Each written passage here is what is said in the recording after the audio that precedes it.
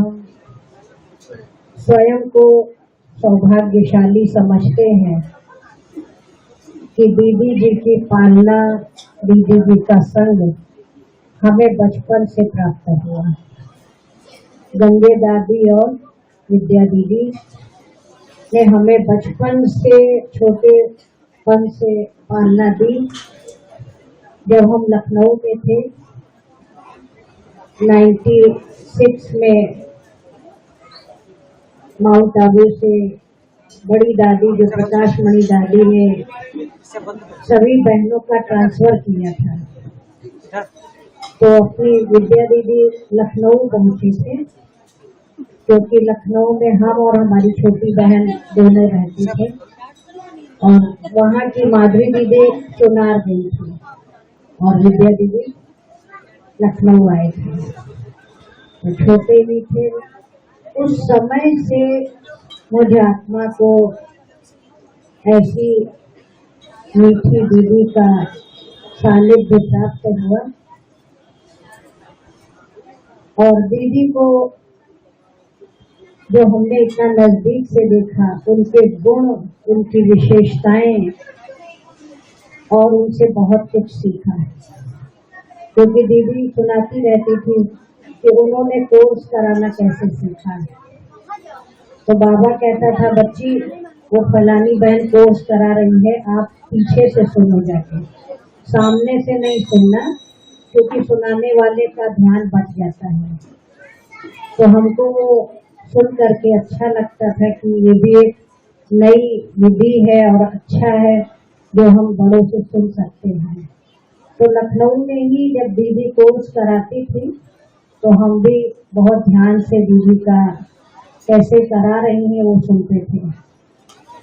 और वास्तविकता है कि वही जो सुना हुआ 7 दिन का कोर्स समझो हमने कोर्स किया था, क्योंकि छोटेपन से आए किसी ने कोर्स कराया ही नहीं। तो अब आपको जरूरत क्या है, आप दूसरों को कराएंगे। और धीरे धीरे कैसे ड्रामा परिवर्तन हुआ।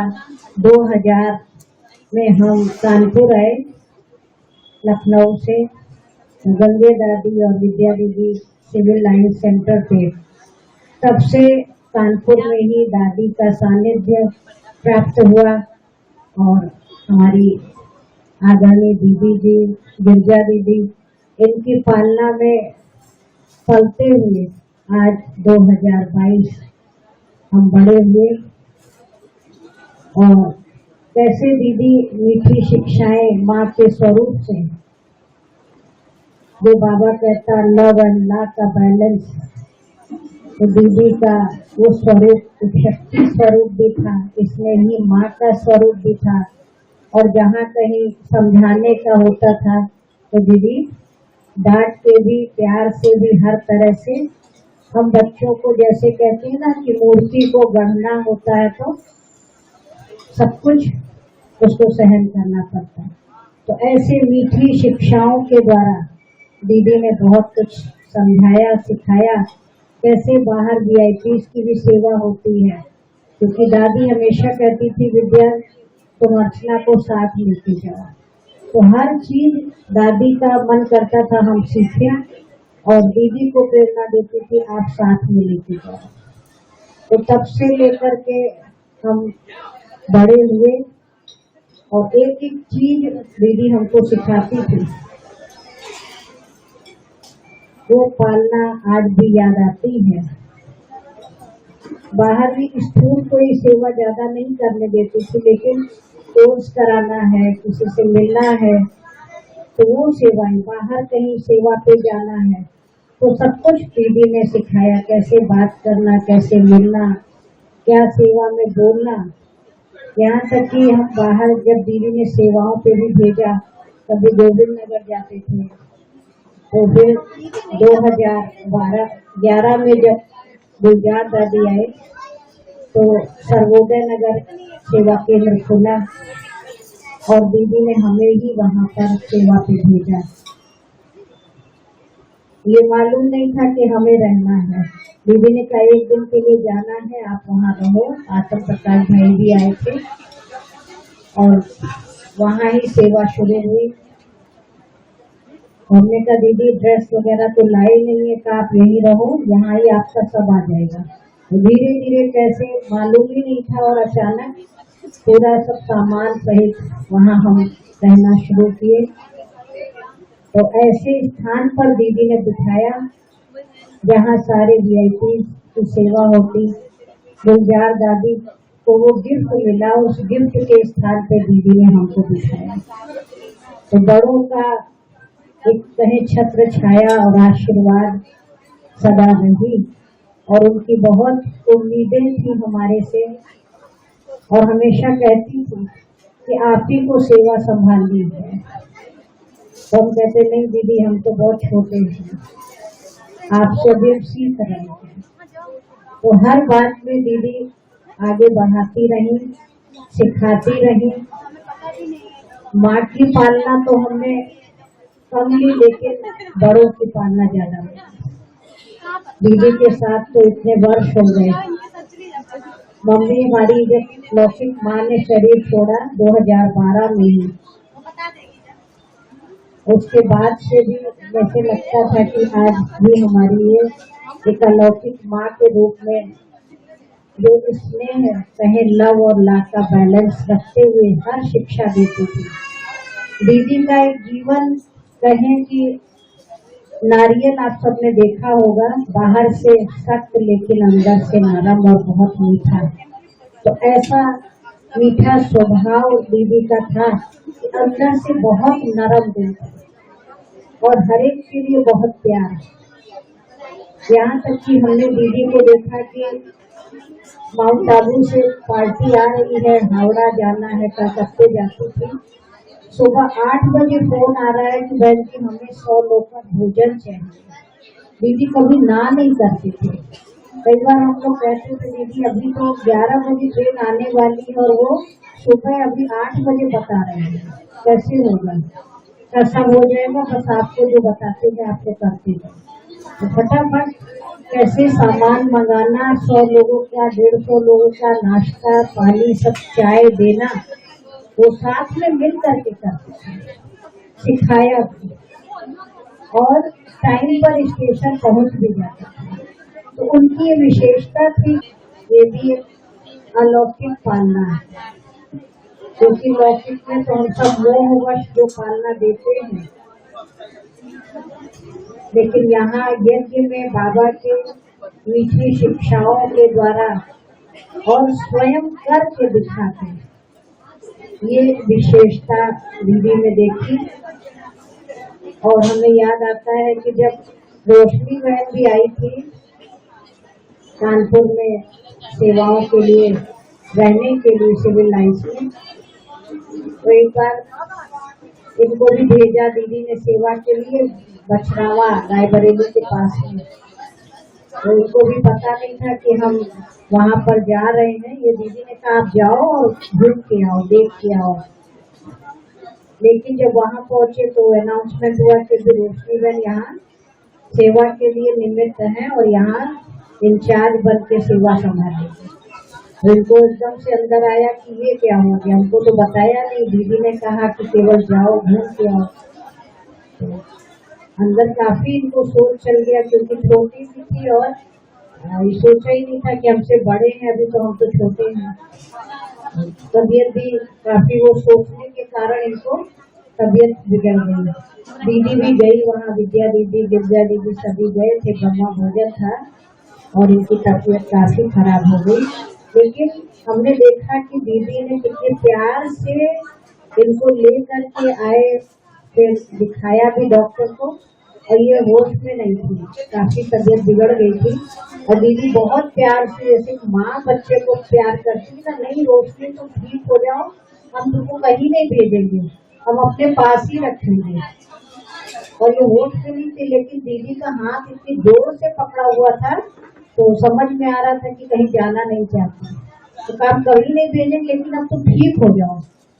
एक जैसे माँ बच्चे को पालना देती है, लौकिक में तो माँ ने जो जन्म दिया है वही 2-4 बच्चे, लेकिन यहाँ हम सब इतनी सारी बहनें, जितने भी दीदी के कनेक्शन में सेंटर से सब बहनों को बहुत बहुत प्यार की पालना भी दी, जहाँ कहीं समझाना होता था तो मीठी शिक्षाएं डांट के भी, प्यार से भी, हक से, एक अधिकार से, जैसे माँ बच्चे को बोल भी सकती है, डांट भी सकती है, तो वो रूप हमने दीदी का देखा और ये ठीक भी हुई। फिर हरदोई में भी जब सेवा किया था तो दीदी ने पहले हम ही को भेजा कि आप जाओ वहाँ पर सेवा करो। करीब रहे भी 1-1.5 महीना तक शायद। फिर उनको कहा कि अर्चना बहन ने सेवा किया है, आप वहाँ जाके घूम के आओ, आप भी देखो। लेकिन देखिए वो दिन, और आज आप सब इतनी बड़ी फुलवारी बाबा की, हमारी रोशनी बहन ने अपनी सेवाओं से बाबा की रोशनी पूरे में फैलाई। तो इनको भी ये प्रेरणा और वो आशीर्वाद बड़ों का रहा, तो दीदी उनको सिखाती रहती थी। तो आज हम देख रहे हैं उनकी वो प्यार भरी पालना।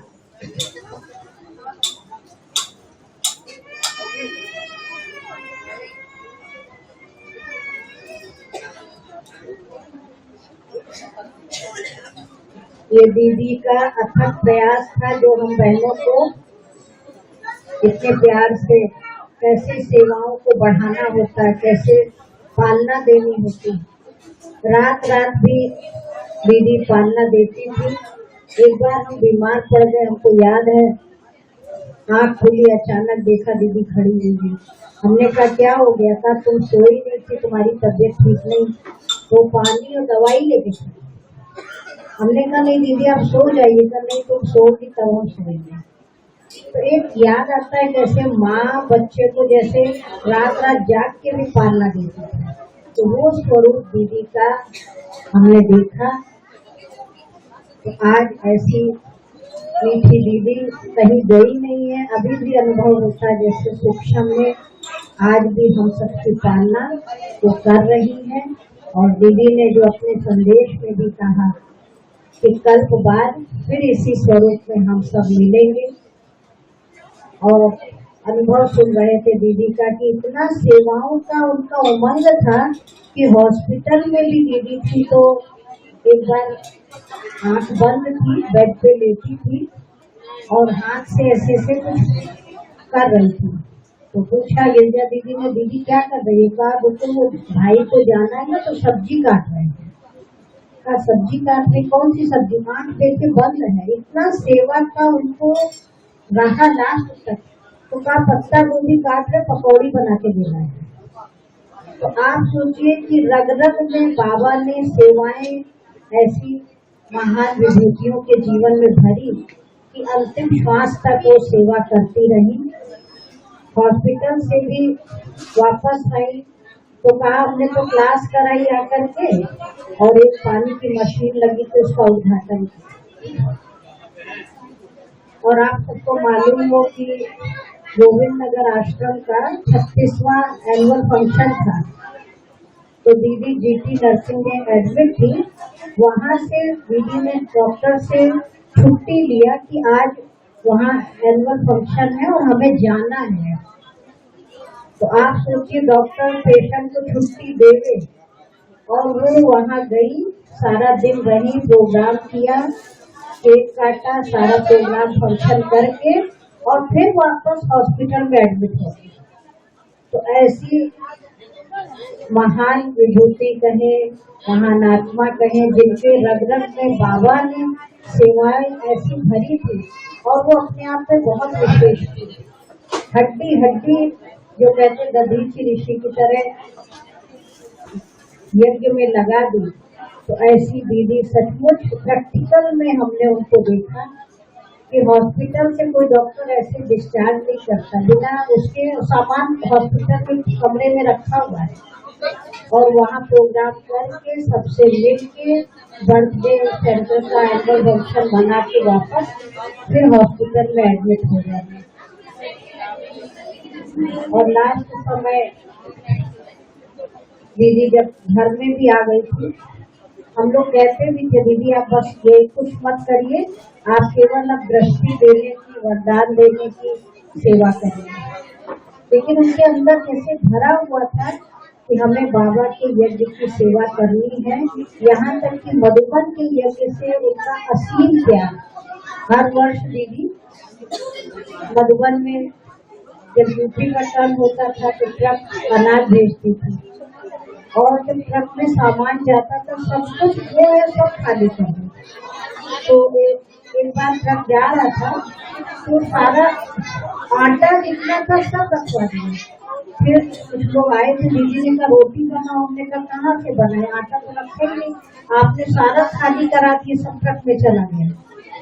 तो अच्छा घी भी सब भेज दिया, हमने कहा घी भी दे दिया, अब बाबा के लिए कैसे भोग में लगाएंगे, रोटी में लगाने के लिए भी नहीं है। दीदी ने कहा कोई बात नहीं, बाबा फिर करेगा, आप चिंता नहीं करें। थोड़ी देर में देखा एक भाई और आटा भी लेके आए, और एक भाई आते थे तो वो कहा दीदी घी घर का ताजा निकला, पूरा बाल्टी भर के वो लेके आए। तो आप सोचो कि बाबा के यज्ञ से जो उनका प्यार था तो ऑटोमेटिक बाबा भंडारा भरपूर कर देता था। तो ऐसी दीदी के निमित्त अभी 12 अक्टूबर बाबा मिलन है, आप सब भी जा रहे होंगे यहाँ से पार्टी। 13 तारीख को विशेष ऐसी मीठी दीदी के निमित्त मधुबन में भी ब्रह्मा भोजन रखा है। तो जिन्होंने कभी अपने जीवन में किसी बच्चे को भूखा नहीं रखा, आप सोचिए अगर दिन में या किसी भी टाइम कोई पहुंच जाए, पहले ही पूछ लेती कि आप खाना खा के आए। मालूम होता था कि हाँ ये टाइम वो कब निकला होगा, ऑटोमेटिक वो दीदी अपने आप उस समय हम बहनों को कभी कहती कि आप बनाओ, और अगर कोई सब सो रहे कभी जगाती भी नहीं थी, खुद ही बना करके उसको भरपेट खाना खिला के और बांध के भी देती थी, अभी घर जाओगे, अभी इतना दूर वापस जाना है तो आपको भूख लगेगी, तो ये बांध के टिफिन भी लेके जाओ, टोली भी ले जाओ, बच्चों को भी प्रसाद खिलाओ। तो सदा सबको भरपूर रखने वाली ऐसी अन्नपूर्णा माँ की तरह जिन्होंने पालना किया, तो जरूर है कि ऐसी दीदी के निमित्त जो मधुबन में ब्रह्मा भोजन रखा गया है, तो आप सभी बाबा के बच्चे वहाँ उपस्थित होंगे। और बताया लगभग इस समय 20,000 से ऊपर भाई बहने होंगे। ऊपर पांडव भवन, ज्ञान सरोवर सभी को उसमें बुलाया गया है। तो आप सभी बाबा के बच्चे जो नहीं भी जा रहे हैं तो जरूर वहाँ पहुँचे, और बाबा का भोग दीदी के निमित्त जो लगेगा उसमें आप सभी सहयोगी अवश्य बनेंगे। तो ये हम सबके मीठी दीदी के प्रति कहीं श्रद्धा सुमन श्रद्धांजलि है, जो उन्होंने अपने जीवन में प्रैक्टिकल करके दिखाया। क्योंकि कहा यही जाता है ज्ञान तो बहुत लोग सुनाते लेकिन किया किसने, तो सचमुच मम्मा बाबा दादियाँ उन्होंने तो किया, और उनको हमने देखा भी, बहुत भाई बहनों ने देखा होगा दादियों को, लेकिन दीदी को तो सभी ने हम समझते जरूर देखा। तो ऐसा वो सैंपल उदाहरण रूप रही, तो हम सभी उनको श्रद्धांजलि यही दें कि उनके समान हम अपने जीवन को बनाकर दूसरों के भी जीवन को श्रेष्ठ बनाएं। और हरदोई नगरी जो आप सबका दीदी के प्रति जो संकल्प था दीदी का, यहाँ के लिए और सेवाएं दिन दिन रात चौगनी बढ़े, तो आज भी सूक्ष्म रूप से उनकी छत्र छाया हम सबके ऊपर है। और रोशनी बहन का भी बहुत प्यार, इनके प्रति भी दीदी का बहुत लगाव था, तो हमेशा सेवाओं में सहयोगी रही दीदी और आगे बढ़ाया। कभी नीचे माना कोई कमी कमजोरी कभी वर्णन नहीं किया, और हर प्रकार से सहयोग देकर के आज सेवा की जो बढ़ी है, तो रोशनी बहन को भी दीदी की छत्र छाया जरूर अनुभव होती है और सुनाती भी है। तो आप सबके ऊपर हम समझते आज भी सूक्ष्म रूप से दीदी को पालना दे रही है। अब नई सेवाओं के लिए जो दीदी गई, तो और भी सेवा का विस्तार होगा। इन्हीं शब्दों के साथ ओम शांति।